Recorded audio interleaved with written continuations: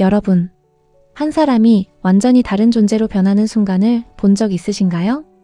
화려한 붉은 기모노, 그리고 그 중심에 서 있는 한 여인.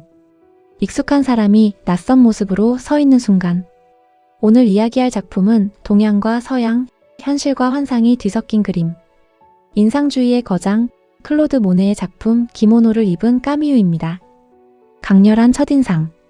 화면을 보는 순간 가장 먼저 눈에 들어오는 것은 색입니다. 선명한 붉은 기모노, 그 위를 가득 채운 금빛 문양, 그리고 그 중심에 서 있는 한 여성. 그렇다면 그녀는 누구일까요? 그림 속 여성. 까미유 모네는 단순한 모델이 아닙니다. 그녀는 바로 모네의 아내이자 가장 중요한 뮤즈, 까미유 모네입니다. 하지만 이 그림 속 그녀는 평소의 모습과는 전혀 다릅니다. 금발의 프랑스 여성이 일본의 기모노를 입고 있습니다. 이것은 단순한 변장이 아니라 다른 세계를 입은 모습입니다. 인물과 배경이 자연스럽게 어우러지며 하나의 연출된 장면을 만들어냅니다.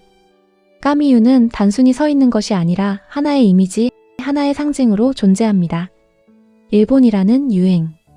이 작품이 그려진 1876년 유럽에는 하나의 열풍이 불고 있었습니다. 자포니즘. 일본이 개항되면서 일본의 예술과 문화가 유럽에 들어오고 사람들은 그 낯선 아름다움에 매료됩니다. 모네 역시 예외가 아니었습니다. 그는 일본 우키요의 파나와 의상을 수집하며 지베르니에 있는 그의 집을 채웠습니다. 일본 미술의 특징은 이런 것들이 있습니다. 평면적인 구도, 강한 윤곽선, 비대칭 구성, 과감한 화면 잘림. 이 요소들이 그대로 모네의 작품에도 나타납니다. 예를 들어 화면을 일부러 잘라내는 구도, 자연을 장식처럼 배치하는 방식. 모네의 집이 있는 지베르니, 그곳에는 유명한 연못이 있습니다. 일본식 다리와 수련 연못. 이 공간은 일본 정원에서 영감을 받아 직접 만든 것입니다. 그리고 이곳에서 그의 대표작 수련 연작이 탄생합니다. 시선의 의미. 까미유의 표정을 보세요. 밝게 웃고 있지만 어딘가 연극적인 느낌이 있습니다. 그리고 그녀가 들고 있는 부채, 이 부채는 단순한 소품이 아닙니다. 배경을 보면 수많은 부채들이 벽을 가득 채우고 있습니다. 부채는 당시 유럽인이 떠올리는 일본 그 자체였습니다. 하지만 흥미로운 점은 너무 과하게 배치되어 있다는 것. 여기서 중요한 질문 하나. 이 그림은 정말 일본을 보여주고 있을까요? 사실은 그렇지 않습니다. 기모노 착용 방식도 정확하지 않고 배경 역시 실제 일본 공간이 아닙니다. 이것은 단순한 문화 교류가 아니라 해석이자 재구성입니다. 즉, 이 작품은 실제 일본이 아니라 서양이 상상한 일본입니다. 욕망과 환상의 경계. 이 작품이 흥미로운 이유는 단순히 아름답기 때문이 아닙니다. 보는 방식 자체를 보여주기 때문입니다.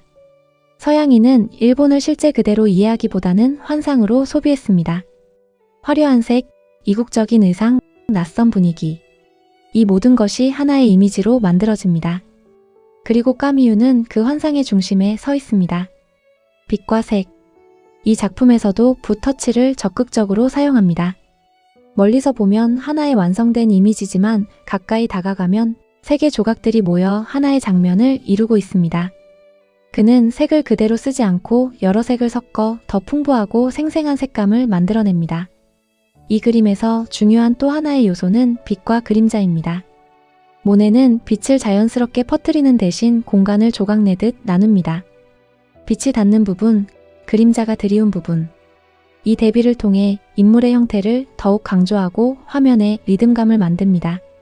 특히 나뭇잎 사이로 비치는 빛처럼 색이 미묘하게 흔들리며 화면에 생동감을 더합니다. 그림 속 또 다른 메시지. 이 그림은 단순한 문화 표현이 아닙니다. 보고 싶은 것을 만들어낸 이미지입니다. 이국적인 아름다움, 화려한 색, 낯선 분위기. 이 모든 것이 결합되어 하나의 환상이 됩니다.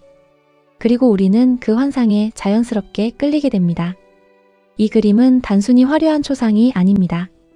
우리가 다른 문화를 바라보는 방식, 그리고 그 안에서 만들어지는 환상. 그 모든 것을 담고 있습니다. 클로드 모네의 기모노를 입은 까미유는 말합니다. 우리는 보고 있는 것이 아니라 보고 싶은 것을 보고 있다. 오늘 우리가 본 것은 한 여인의 모습이 아니라 시선, 욕망, 그리고 환상이 만들어낸 세계였습니다.